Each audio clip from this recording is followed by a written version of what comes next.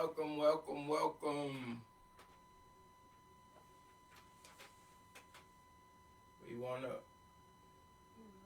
Yep, I guess we've been live, so we just trying to get this computer to catch up with us. So welcome everybody. We are here for our first series episode of Let's Talk About It. I have my daughter with me here, Taylor.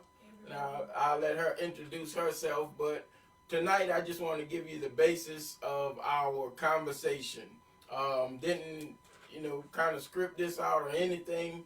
I just want to have a serious conversation about just the areas of overcoming rejection. And what better way to start this thing off than with my daughter, and just having a father-daughter talk. And I believe my hopes from this is that you will get some insights and some distinctions in your relationship, maybe with your teenage child, son or daughter, or a guardian if you're a guardian and you have someone that you're overseeing, and are young adults or just even adults, because a lot of adults that I talk to, most of the difficulties that they have in their lives is something from their childhood.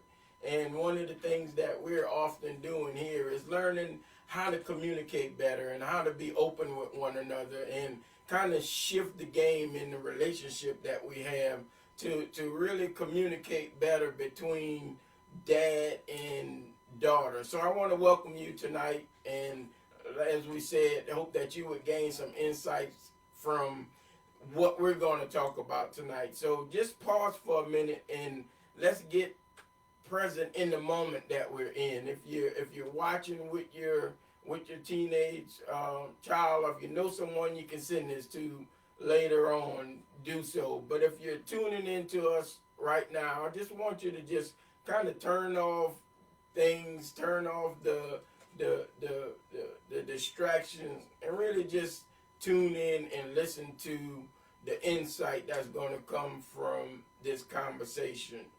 So before I get started, I'll just let Taylor share a little bit about herself, and we're going to get into it. And I know she's super nervous, so let's, as I am myself. So, hey everybody, I'm Taylor. As he said, I'm his daughter. I'm working with him on Success Life now, and he had this idea for this Let's Talk About It series, and I'm the first guest on the show. So, I'm super excited to help some other people out and get into a good conversation. well, so let's talk about it. We're talking about rejection, and where this topic kind of came from. As of course y'all know, we're doing some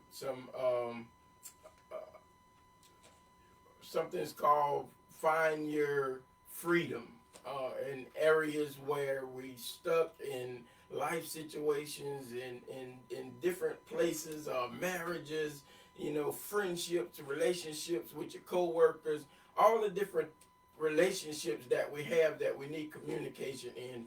We deal with people in those areas to help them get breakthrough. And in doing so, a lot of these exercises and things that we do, we ourselves do. So we want to not only practice what we preach, but preach what we practice. Putting these things into play to see the impact that they have. And we have seen the impact through these exercises of getting breakthrough in some areas. So one of the exercises that we did was making a list of the things that scare you the most, like your scared list. What scares you? And then another one that we went through was on one side of the paper putting the things that's draining your energy, and then on the other side putting the things that gives you energy. And the insight that I got from doing that particular exercise was, most of the time we gravitate to the things that drain our energy the most because they're the dominant things in our life. We're dealing with so many things that's draining us. we don't even have time to look at the things that's giving us energy, or we don't have the things in our life giving us energy as our dominant, because we're allowing too many things to take our energy. And from those exercises, and from some at times intense fellowship, some difficult conversations, and going through some areas, we were able to gain some insight. And I just, Taylor, want you to pull out some of the things that on one of the things on your list was dealing with rejection.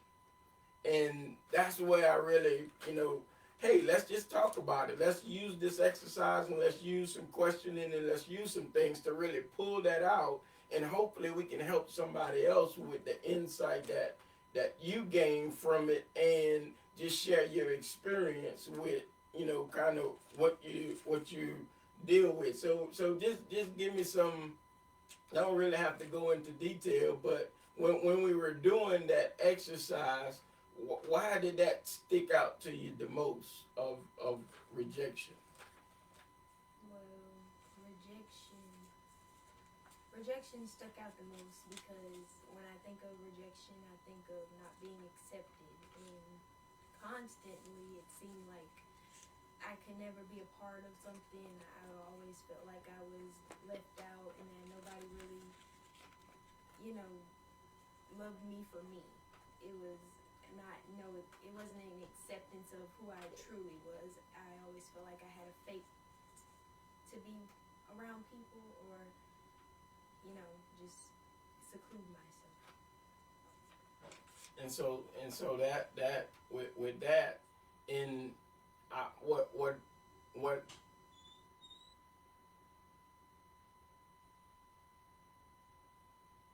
what I'm proud of is that you're willing to sit down with me and share, because I mean, this is being vulnerable. This is open. This is out. This is live, and we're using this exercise to really, as we help ourselves with it, help someone else. So number one, I want to say thank you for having the courage to step out in this manner, being 18 years old, and really life is just kind of starting to happen for you, but to have the boldness to come out and really express that, I was proud of you for that. And I just want to help you get some insights just from a dad. I want you to help me get some better insights on how I can better communicate with you as you deal with these things, because you're just starting out in life. So we were laughing before we started this. I'm 43, so I got 25 years of experience on you. But I've dealt with these things throughout my life, and by dealing with them and noticing them, I want to be able to help you through what you're dealing with. And before we really get into dealing with rejection, I feel kind of lead to let's get into the parental side of it, because I believe a lot of times, especially teenagers or young adults, feel they can't share things with their parents. I mean, let's try to help bridge that connect with or what did I write down? Why do you feel you can't talk to your parents about things that you're dealing with? I mean, it's, for me, I can't speak for everybody else. For me, it would be just a fear of what's gonna come from that. If I open up and I tell you something that's very personal, or it just seems weird to me, like what your answer would be what my issue would be. Why I wouldn't want to tell you anything, because I don't want you to be like, oh, well, you're not supposed to do this, and you're not supposed to do that, and then I'm like, why did I even tell you this? Because you're just gonna yell at me. So I think it's just a fear of the answer.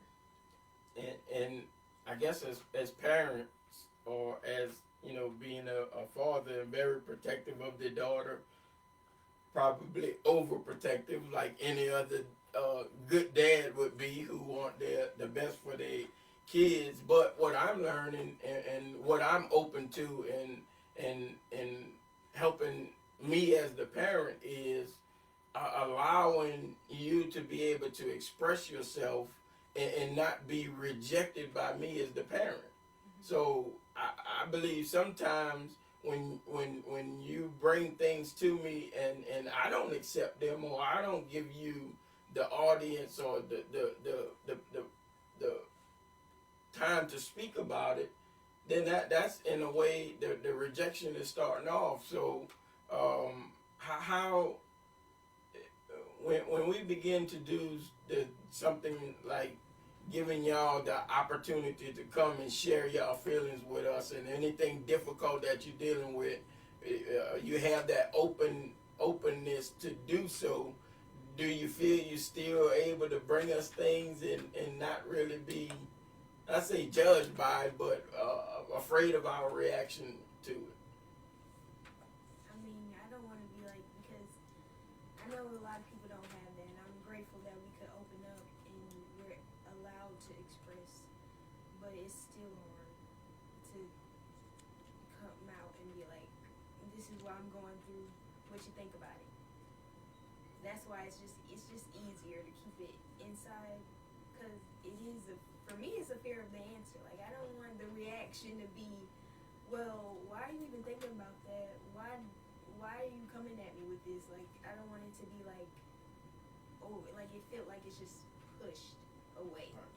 But I still have the issue. It's tucked away in y'all book. So before we really get into a little bit further on you personally dealing with the rejection side of it, how can I, as the parent, better help communicate with you to deal with some difficult things in your life? Help me get some perspective on how I can be a better dad to come alongside of you and not, help me get out of daddy mood sometimes. And what can I do to better serve you and being the father? I mean, you do a good job as of now, but like, I would say just, if I don't want to open up about something, or I need time to tell you something, I just say, just be there. Let me know that you're in my corner, and that when I am ready to talk, like, it's going to be calm and collected. It's not going to be, well, all in your face. Just let me know that you're there when I'm ready. Make it awkward or weird. Just give it time. And what would you say would be the like, I guess with trusting that the information, because we've had some good conversations lately, and I believe this is the birth of this is out of a lot of those conversations, and I believe it's conversations that parents are afraid to have with their children, and children are afraid to have with their parents. But we made a commitment, and one of our core values is open communication, to be able to communicate with one another without repercussions sometimes. Like, hey, tell me where I'm messing up at. Tell me where I'm getting it wrong at. Tell me where I'm frustrating you at. Tell me where things are out of alignment. And in doing that, I kind of open up the door of sometimes not wanting to hear what you're giving me. So it's taking a step to break down that barrier, to not, you often see a lot of times teenagers will go lock themselves in their room and say, "Well, you just don't understand." And what I'm asking is, instead of us going into our separate rooms and separating ourselves, and you having to call a friend or you having to call this one and deal with it, how can we come together and have a dialogue as we're doing tonight? And this is the example of what we're saying here, is to have a dialogue, to communicate, to help get through the tough things we're dealing with. So rejection came up through the conversation that we were having and through this exercise that we were doing. And as you stated, of rejection kind of being not being accepted and trying to be accepted into circles and may have not been accepted. I remember you early on going to school and kind of not fitting in, so to speak, and different other through life of places that we've been through, and just something standing out about you or sticking out about you, and then you're trying to now fit into a mold, so to say. So I want to start diving into that area of it, because as you say, rejection has two things in it. One is looking for acceptance, or to be rejected means not to be accepted, and then the other part of that is approval. So let's dive into the approval part and really deal with something that we discovered as well, of walking in your daddy's shoes, or walking in the shoes of that your parents have built for you, so to say, that I want you to go to college and I want you to do this, and I have this for you.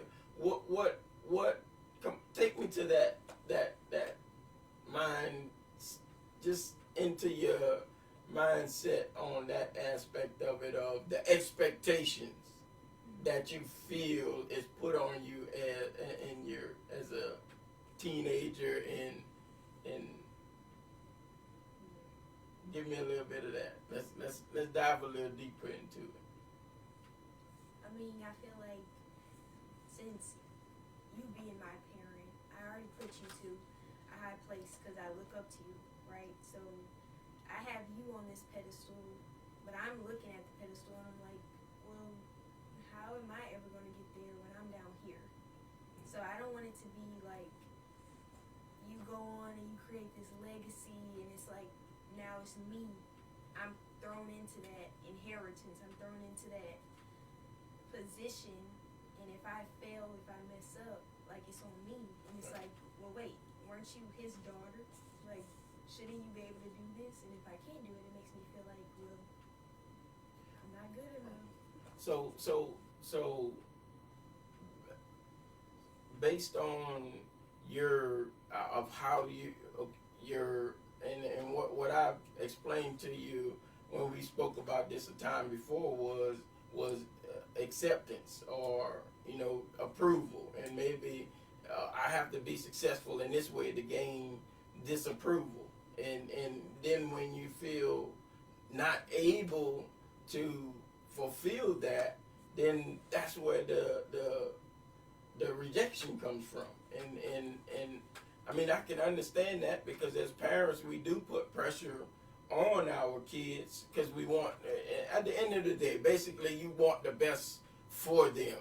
But what I want you to start understanding is, it's not necessarily that I want the best for you. I want you to become your best.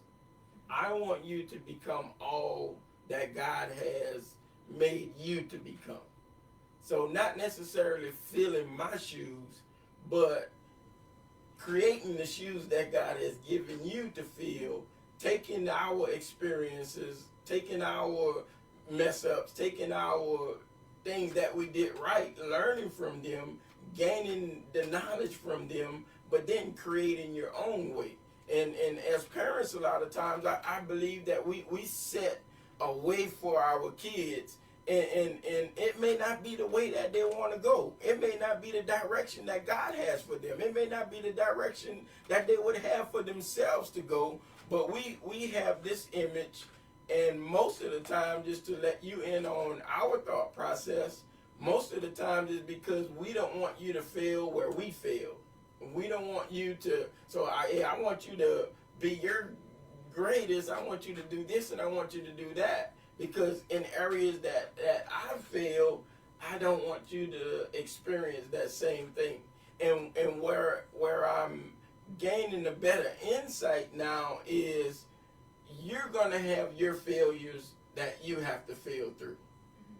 I'm here to help you along the way to get through those things and let you know that those things are a part of life, but you can't reach the successes without the failures or without the struggles. It's the beauty of the struggles that bring the success. So so I can't navigate the path for you. All I can do is say there's going to be roadblocks, there's going to be speed bumps, there's going to be accidents, there's going to be mistakes that you make in life.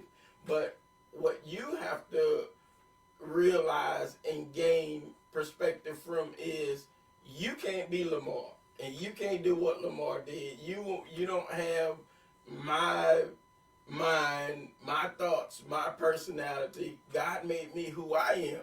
So I don't want to bring you to a place of rejection by you trying to fit a mold that's not made for you. It was made for me.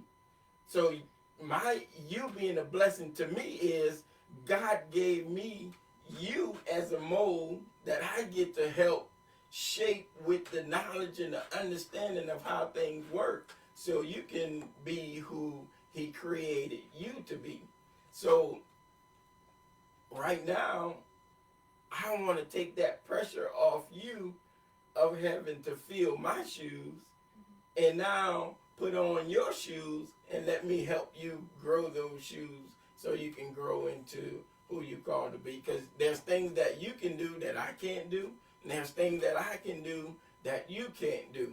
So a lot of pressures, parents, that we put on our kids to be the greatest us. But really, we have to help them be the greatest themselves, be the greatest them. And by doing so, we alleviate pressure and pain off of them that may be caused, and we may be doing it unknowingly, but it's one of the things that is the going to college, or once you graduate high school, you got to go to college, you got to do this or you got to do that. And when we look back and see, one of the things that I realize is maybe college is not the right way to go. And it's kind of your journey right now of bypassing that and getting into business and getting into different things that you would like to do. So let's now, with that understanding, kind of give me a little bit of your blueprint of your world view. Like let's do this. Take me to, okay, we having this sit down 3 years from now. We're 3 years, 18, 19, 20 years old, still young. Ain't even 3 years, not even enough to go through nothing. So let's maybe go out 5 years or so to help you out in establishing some things. So 5 years from now, we're back having a sit down follow up. Where would Taylor be at in 5 years? What do you see yourself doing in 5 years? We're sitting back down. We just had a seat. Hey Taylor, excited to have you back with us again. It's been 5 years since we last sit down. Tell me, what's going on in your life? 5 years. I mean, in 5 years is all I see is just having good mental health. I'm happy, I'm positive, and I'm doing well. I see myself having multiple businesses under my belt that are all running successfully and all are helping people and doing all the things that I love to do, just incorporated into a business plan. So okay, so now let's come back to what do you feel would be holding you back from reaching that destination?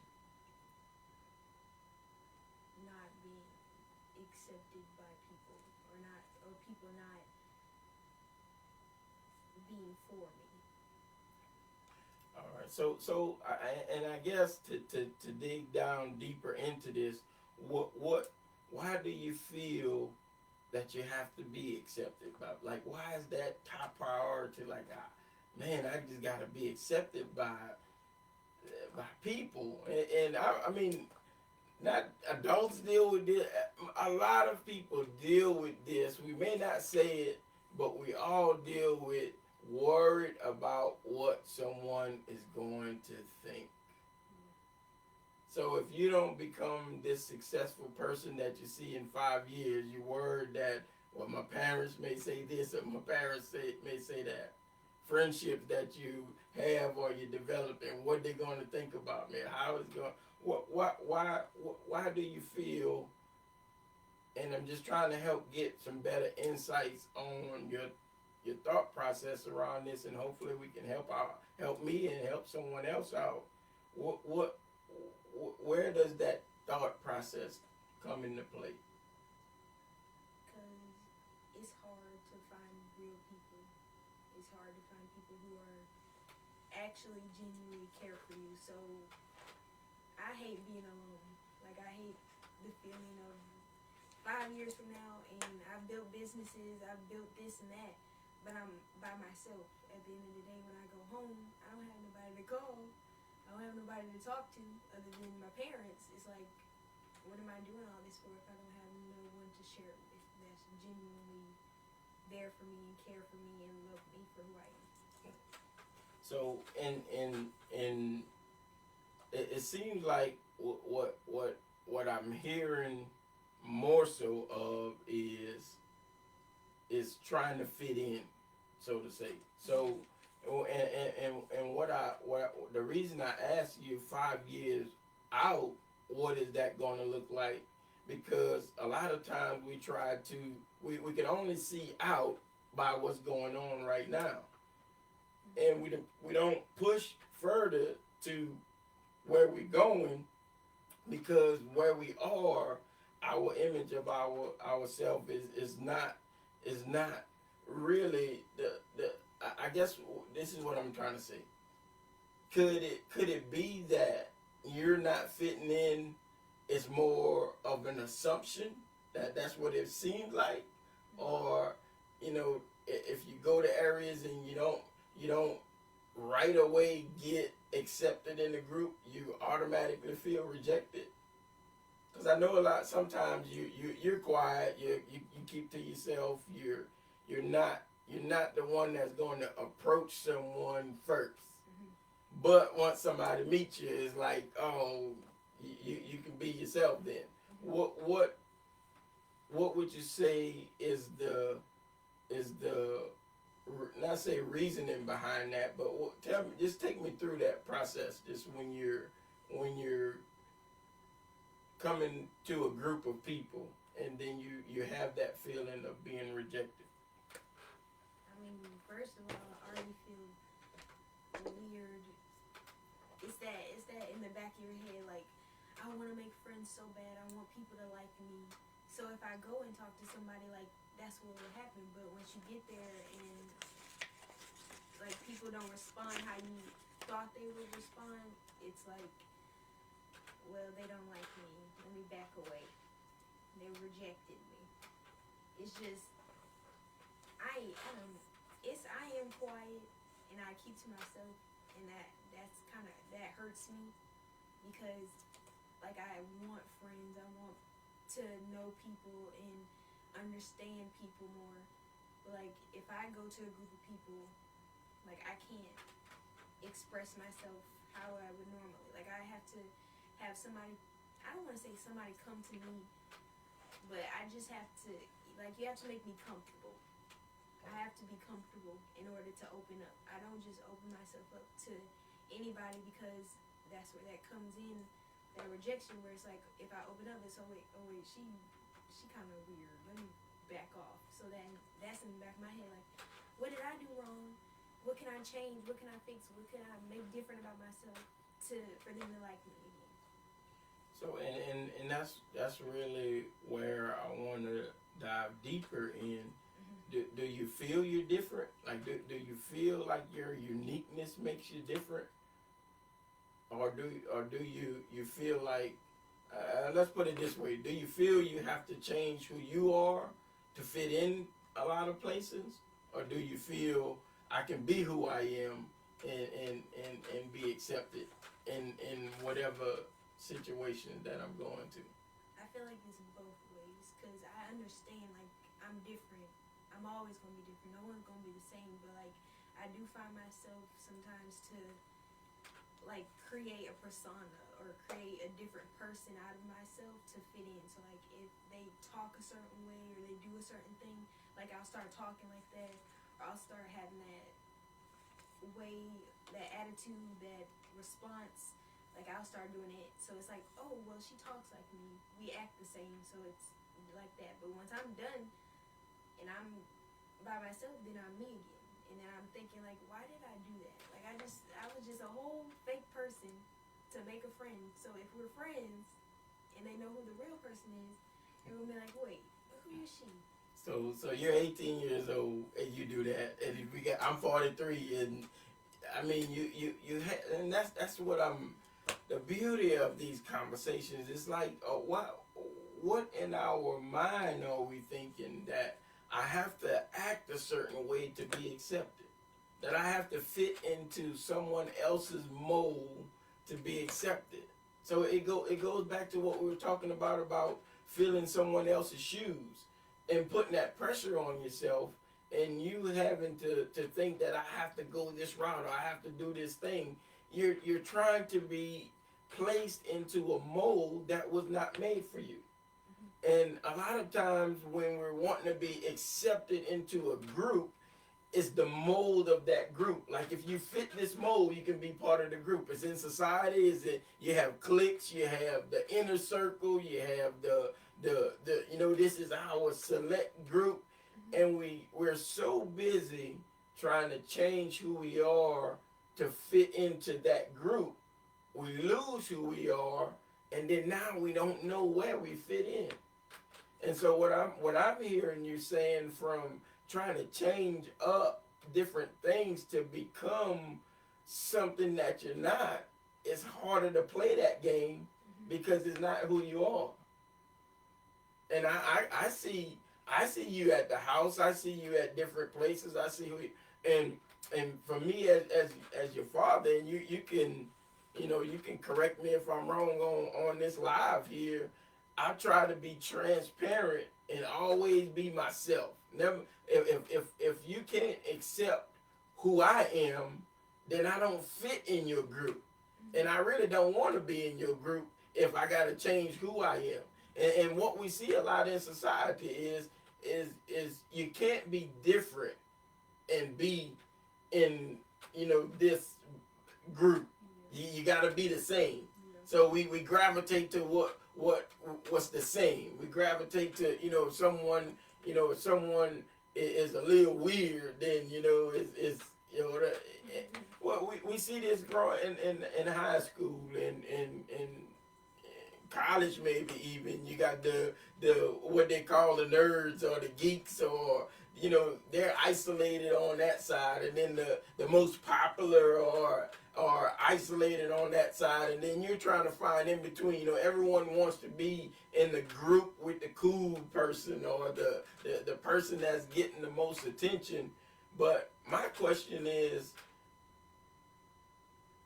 who you willing to become to fit into something and play this movie that's not even reality? And that's really where the place that you have to come to, and as a teenager and as a young adult, you have to really get to accepting and approving of yourself. And then when you accept yourself for who you were made to be, and you approve of yourself for who you were made to be, and then you will fit into the places of acceptance, of not trying to be something else to fit in, but being who you are. So let's look at it from a standpoint of a puzzle. A puzzle have different pieces. So if all the pieces were the same, then you couldn't make them fit into that puzzle. But because you are a piece, I'm a piece, that person's a piece, that person's a piece, when you connect them together, then they make the full bigger picture. But if you're trying to conform to someone else's piece, then you will never connect to the bigger picture. So and I feel our Creator put us here for is to be different and to express our differences. In the what would it look like if you didn't have to worry about fitting in and you could just be yourself? What would that look like for you? The best thing ever. Yeah, so I'm seeing you It's light too up and much. like you're a whole It's countenance change. It's too much work. Yeah. I mean, it's like you give people this power over you, it just grabs you, and you feel like for this moment I have to be somebody else because right now like people aren't accepting me for what I am. Now for me, it's a different story because like I already feel like I'm kind of awkward and kind of weird, and I have a different humor and a different way that I do things and say things. So if I open up to people and I'm like, well, here's what I can do, or here's the face I can make, or here's all this stuff, like it makes me feel like they're like, she weird. What is she doing? But it's also like I want people to like me. It's still there. Like we're going to want to be around people. We're going to want to have people in our lives. Like we're not going to be able to get over people. What we need to do is just be ourselves with people. I mean, like you said with the puzzle and the pieces, we need to be our own pieces, and then just come together and like everybody for who they are, and not what you want them to be. I found myself doing that a lot in school and just situations where I dumb myself down to get on other people's level because I feel like, well, they think, well, she's talking this talk, so she seemed like she's better. Or if I'm saying, well, let's do this instead, or let's do that, it's like, wait, why are you, like, I don't know, it's just I had to dumb myself down. And I'm thinking to myself, like, why am I dumbing myself down for people who don't even appreciate me? Well, it's because you're trying to fit in. Because you're trying to fit in to a mold that you don't fit into. You're trying to fit into a way of thinking that you don't fit into. If you're trying to excel at a higher level, and not saying that you're better than anyone, we all have the passage to excel if we want to.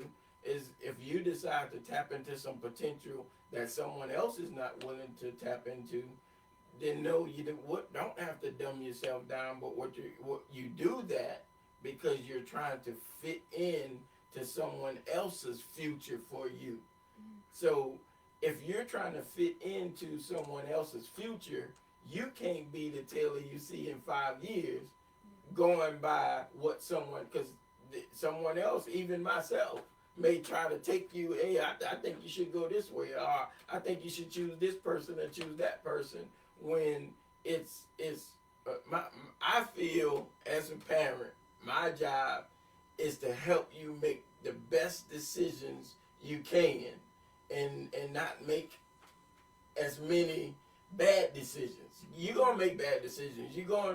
But the more you take the advice and the more you see, one of the things that kids always fail to realize, we've been there and done that. It's like, I'm 43, you 18. So therefore, you haven't seen the life that I've lived and the experience that I've had and the places that I've gone. So I can take a learning position from understanding where you're coming from, and you can take a learning position of understanding that, okay, my dad's been there and done that.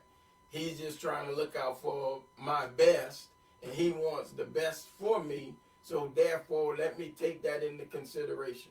But what I'm saying to you is, in you becoming who you're created to be, you have to gain the insight to take that advice and then now apply it, so I don't make the bad decision. I don't try to go and fit into a group. I don't want you to have to reduce yourself to fit into somebody else's view for you. That's not our core value. That's not something that would do, so I definitely wouldn't want you to do that. I look at it as we're tailor-made for a purpose. No pun intended. Tailor-made. We're tailor-made for a purpose. And in order for you to fulfill that purpose and to become your full potential, you have to grow who you were made to be and become all. So my job is to push you to the limit, to push you to your greatness, to push you to your success, to help have conversations like this, to really help open up to understanding that you don't have to fit into someone mold. That it's okay to be different. It's okay to be your quirky self. It's okay to be your humorous self. You're funny, you're giving, the loving. It's okay to be you. Come on, say that with me. I feel you need to say that. Say, it's okay. It's okay to be me. to be me. Because my daddy says so. Because, Oh, wait, I gotta say that first? yeah. Because my daddy said All right. Because it's okay to be me. I want you to know that I approve of you. I approve of the struggle in you. I approve of the fearful you.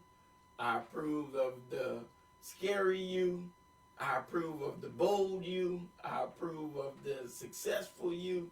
I approve of the adventurous you. All of you that you show us as you grow into this beautiful young lady. I just have to let you know that we approve. Me and your mom, we approve of you, and I would never want you to feel like you have to change your personality or your personal makeup to be accepted in anything. And I believe when you accept your differences, you attract the places, the people, and the things that you fit into. And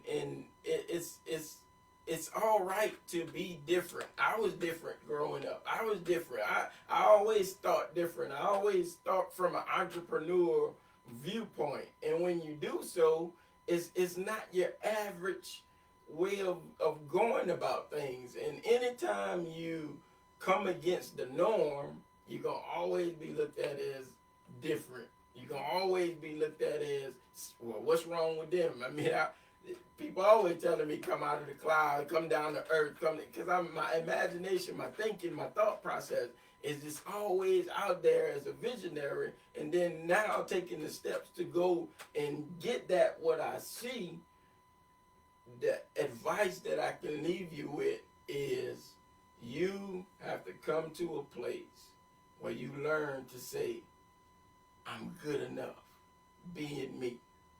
I don't have to be something that I'm not. I don't have, I mean, that brings me so much ease in life because I don't have to go somewhere and try to be something I'm not. I'm that person. And a lot of times I get the resistance and I get the criticism and the things that I get for being myself. But guess what? I'm okay with that. Now I may struggle with the worried about what people think in a way, but I'm not one. I love who I am. I love the way God made me with all my flaws and with all my great areas. I'm good with that. And when you come to a place where you're good with that, then rejection is going to be a part of life.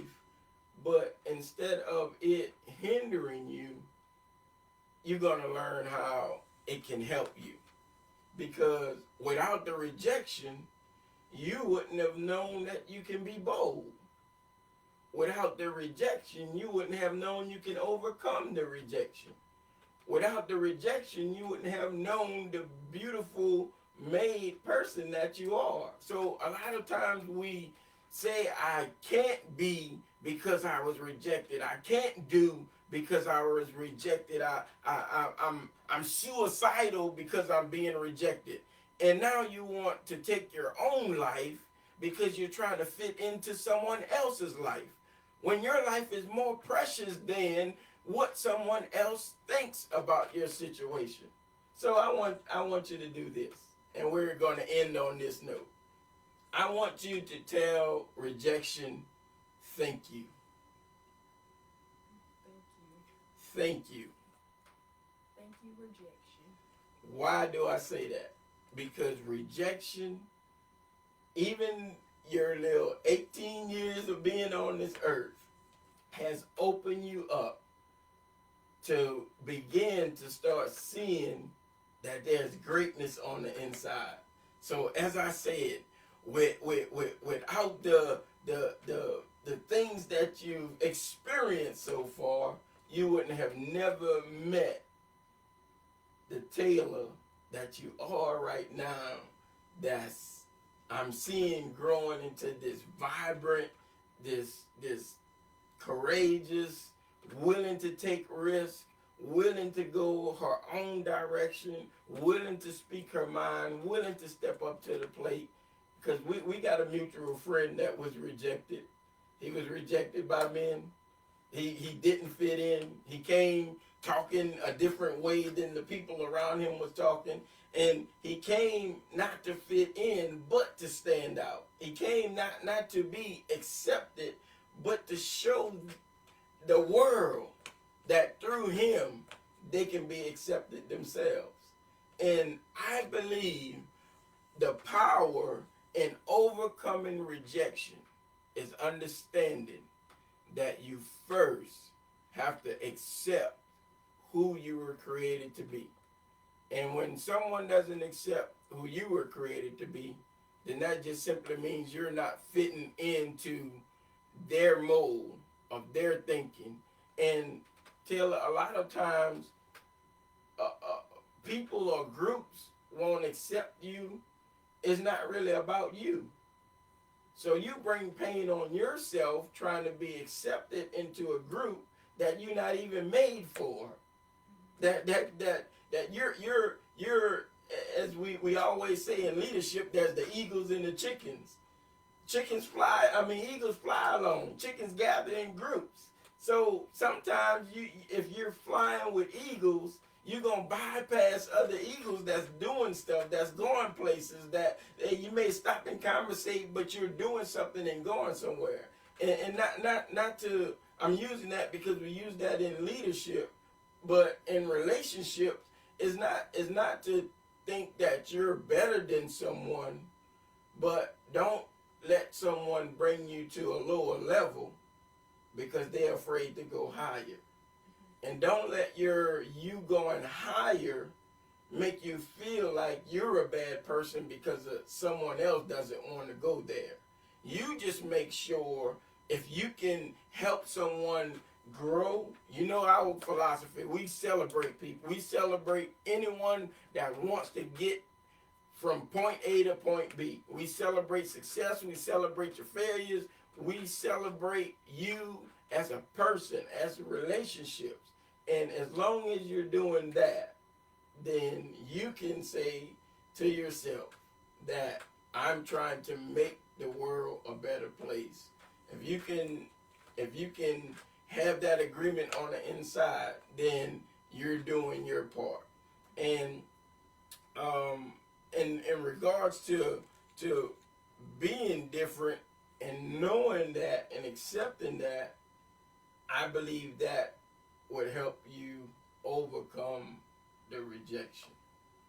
So as we're wrapping up here, and we're going to continue on further in these conversations on Thursdays, but just let's leave this setting with one insight that you may have gotten through this conversation. Like, what do you feel that you're leaving with tonight that can make you a better person and have a better understanding as you overcome that area that you're dealing with and have dealt with? And I'm seeing the progress that you're making coming through it. Well, that I just need to accept and improve myself first. I don't need to give other people that right, I need to have that right for myself. And then That's awesome. once I get to that point of acceptance, then the right people will come along. And once I'm in those groups, I won't be affected by rejection because I know who I am and I know how I carry myself and what I do. And other people's words and actions shouldn't matter. That's awesome. So just and let's just help maybe someone that will come across this video. If there's a young lady or a young man out there, 18 years old to maybe 25 years old, or even 30, between 18 and 30 years old, that's dealing with not being accepted into groups, or don't feel like they're being accepted, or assuming that they're not accepted or approved of, what would you want to leave them with as we close out? That 18-year-old person that you can, in your generation, inspire them for a moment of what would you tell them to deal with, to help deal with their difficulty? I would say the same thing I just said. It's you have to think about yourself first. You have to love yourself, take care of yourself, and do you first. You're not going to be able to enter into groups and enter into other people's lives if you don't have yourself together. People are going to constantly affect you, and people are going to constantly have a power over you if you don't have yourself built up first. You got to know who you are, and you got to know what is it that you want to do, because nobody else could do what you do. You got to do your own thing. And once you get to that place of acceptance, like I said, and approving who you are fully, all of you, then you'll be able to go into those places and go into those groups with confidence, and you would stand out. People attract to that because you know who you are, and you got that little vibe about you. So people are gonna like that, and you'll be able to not fit in, but you'll be able to approach situations better of rejection. It won't hurt your feelings as much when somebody rejects you because you already know who you are. It doesn't matter. Move on to the next. If those people don't like you, they didn't need you in their life anyways. So the right people will come. You sound like your daddy. Awesome. Well, look, we appreciate y'all joining us for this night's Let's Talk About It. Next week, we're going to be dealing with another topic for Thursday. So, hey, we just starting these things, so it's going to take a little time to get in the flow, but I'm just hoping that someone watching would just get boldness, even if it's just, if you didn't take anything from what we said, you may have gotten the insight that, hey, I need to open up with my teenage daughter or teenage son and speak to them and open that channel of communication to have a discussion to see, hey, what am I doing wrong, or what can I do better as a parent, and vice versa as a teen and as a young adult. What can you do differently to better the relationship so we can have healthier relationships, because we've been faking the funk for long enough. We've been, suicide rate, all of these things are going through the roof because we're losing that connection between parent and child, and especially to you fathers who are out there. And I know we got some great fathers. We got some loving fathers. We got a lot of fathers out there that's going through a lot of things, that's dealing with things, and don't have anyone to talk to themselves. And because as men, we've learned over the years, and we were taught to stay bottled in and to stay closed up, and if you cried, you was not a man, and if you made yourself vulnerable, you wasn't a man. But really, the true strength is being able to be vulnerable and still keep your manhood intact. I wear pink. Ain't nothing crooked about me. I'm fully straight, but I like to wear pink. It's not going to take my manhood away from me. Why? Because I know who I am. And when you know who you are, to us men, then guess what? Our kids have a model to follow. So, hey, let's open up. Let's be transparent. Let's deal with the difficult things that we're dealing with one another, with our kids, with our spouse, with our friends. Because sometimes, as we talked about in another lesson, sometimes there's some things that you may have to let go to be your greatest self. So I appreciate you for joining us. hopefully some insight you can take from this and make a distinction of your own. And I'm just hoping maybe that it would just be to open that communication, to just have a dialogue, to just have a talk, to just have a conversation, and allow yourself to be vulnerable. Thank you for watching. Tune in next week, same time, and we're going to continue to talk about it. You have a great night.